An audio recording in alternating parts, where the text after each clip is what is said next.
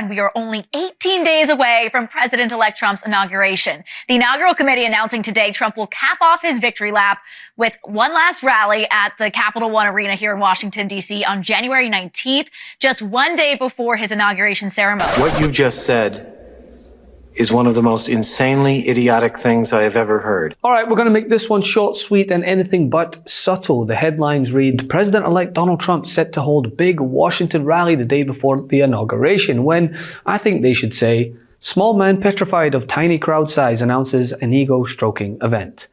Man, it's going to be a long 4 years. President-elect Donald Trump is reportedly planning a rally in Washington, D.C. the day before his second inauguration. I think a lot of progress has been made over the last 5 weeks. It's been pretty amazing when you look at what's happened. There's a whole light over the whole world. The rally is reportedly scheduled for January 19th at the Capital One Arena. The arena can seat just under 21,000 people. This event will kick off a weekend of celebrations leading up to Trump's inauguration, which is slated for January 20th on the east steps of the Capitol. That's right, folks. Donald Trump plans to hold a victory rally, as it's being billed, at the Capital One Arena in the District of Columbia on January 19th. And if you bear with me, I'm going to pull a wee line from the Associated Press on their article on the matter, which I think sums up why people have just about had enough with traditional media.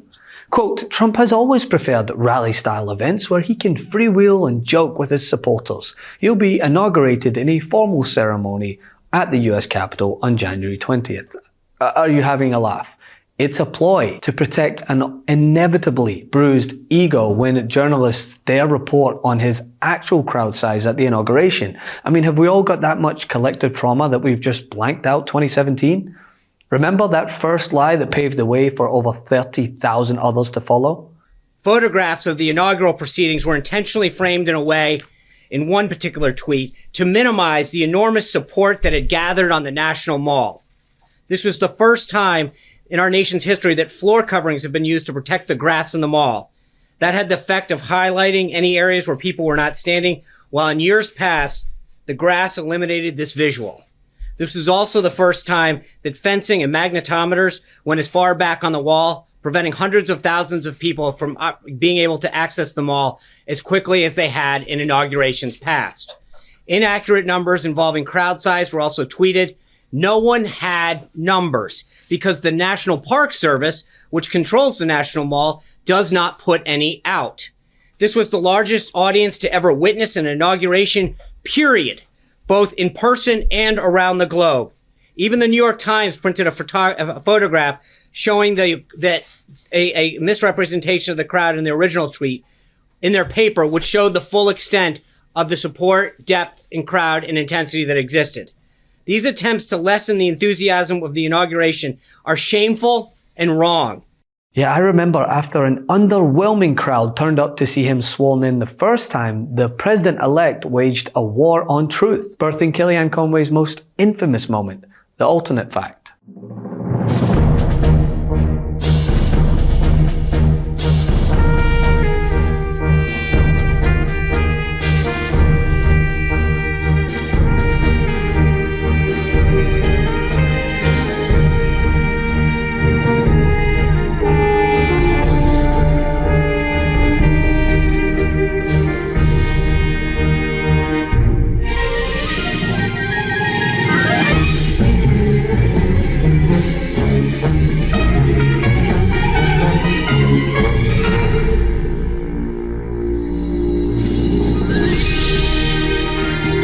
You did not answer the question.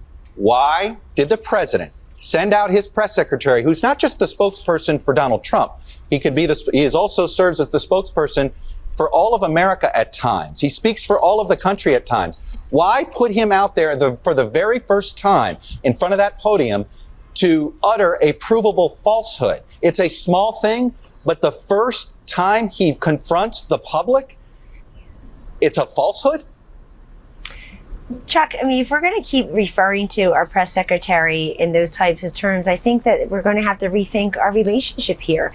I want to have a great open relationship with our press. Don't be so overly dramatic about it, Chuck. You're saying it's a falsehood, and they're giving Sean Spicer, our press secretary, gave alternative facts to that. But the point remains. Wait a minute. Alternative facts? Alternative facts for the 5 facts he uttered. The Hey, one Chuck, thing he why- got hey, right Chuck. was Zeke Miller. 4 of the 5 facts he uttered were just not true. Look, alternative facts are not facts. And it went on for weeks and weeks. In fact, I think still to this day, he claims it was bigger than Obama's, which, as we know, Obama has addressed in his view. Here's a 78-year-old billionaire who has not stopped whining about his problems. Oh, she had a big crowd. Oh, the crowd. This weird obsession with crowd sizes. It just goes on and on and on.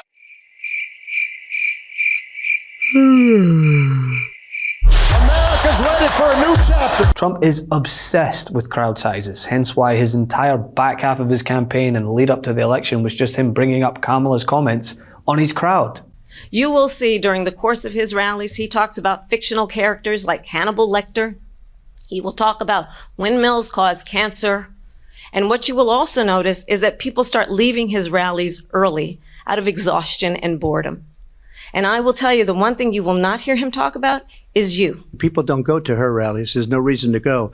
And the people that do go, she's bussing them in and paying them to be there and then showing them in a different light.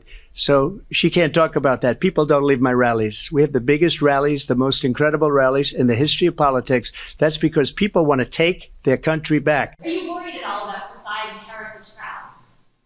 Oh, give me a break. Listen, I had 107,000 people in New Jersey. You didn't report it. I'm so glad you asked. What did she have yesterday? 2,000 people? If I ever had 2,000 people, you'd say my campaign is finished.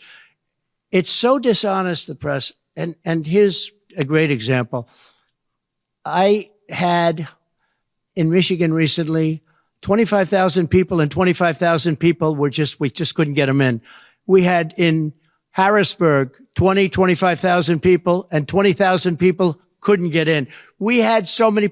Nobody ever mentions that. So what does he do? He announces a rally before the inauguration so that when inevitably the crowd is discussed on January 20th, he'll just point to his rally and say, look how big the crowd was the day before. This is fake news. I had more people than the March on Washington, which, by the way, it's not a joke. I think he already said that, right? A small number of people relatively going to the Capitol, but you never see the picture of the crowd. The biggest crowd I've ever spoken. I've spoken to the biggest crowds. Nobody's spoken to crowds bigger than me. If you look at Martin Luther King, when he did his speech, his great speech, and you look at ours, same real estate, same everything, same number of people. If not, we had more. And they said he had 1 million people, but I had 25,000 people. But when you look at the exact same picture, and everything's the same because it was the fountains, the whole thing, all the way back to from Lincoln to Washington, and you look at it, and you look at the picture of his crowd, my crowd, we actually had more people. They said I had 25,000 and he had 1 million people. And I'm okay with it because I liked Dr. Martin Luther King. They never talk about crowd size. You remember when we had the inauguration, I said we had the biggest crowd? And then they show empty space and they show Barack Hussein Obama's crowd. And I said, wait a minute. I think the word we used was audience, and it included all of the new things, all of the different things that we have coming out. Every week there's a new form of information coming out. So I think we had the largest audience anywhere in the world. But they showed this field. Now, when I was speaking, it was full. But when they showed the field, it was all empty. I said, wait a minute, I was speaking, it was full. Well, they took the pictures about 5 or 6 hours early. They had everything roped off. And, I said to my people, we ought to sort of bring that up every once in a while. Oh, sir, nobody cares about it. I care about it. I care about it. No, they took the pictures way early. And when I was speaking, I'm looking at this thing all the way back. It was so beautiful. And then all of a sudden, we made the statement, I guess the largest audience, and I think it was the largest audience. And we suffered. That was the first week. This was just the beginning. This was just the beginning. But when I was speaking, it was packed, just like this place is packed. Look at that, into the hangar. It's a lot of people. But I had it again, too. I had a guy, I think his name was Weigel, from the Washington Post. He goes to an arena, and all of the arenas were packed. Now we're doing outdoor because of COVID, sometimes referred to as the China virus, right? which I think is a far more accurate word. And all this comes as Trump faces immense pushback from his most staunch followers after siding with Elon Musk on the matter of H-1B visas. Nobody knows the system better than me. I know the H-1B. I know the H-2B. Nobody knows it better than me. I know the H-1B very well, and it's something that I frankly use, and I shouldn't be allowed to use. We shouldn't have it. Very, very bad for workers. As we speak, we're finalizing H-1B regulations so that no American worker is replaced ever again. H-1Bs should be used for top, highly paid talent to create American jobs, not as inexpensive labor program to destroy American jobs. Why did you change your mind on H-1B visas, sir? I didn't change my mind. I've always felt we have to have the most competent people in our country. We need competent people. We need smart people coming into our country. And we need a lot of people coming in. We're going to have jobs like we've never had before. Sorry. Thank you for your vote. Now go f yourself. That's the message from the Republican Party for the next 4, 8, 16, 100, 1,000 years. Thank you for your vote. Now go f off until the next election. Proving yet again that his loyalties lie where they always have, with himself and his rich cronies. But not to worry, I'm sure he'll get to work on lowering the price of eggs right after wasting millions on another victory parade months after said victory. Love this video? Make sure you stay up to date on the latest breaking news and all things Midas by signing up to the MeidasTouch newsletter at MeidasTouch.com/newsletter.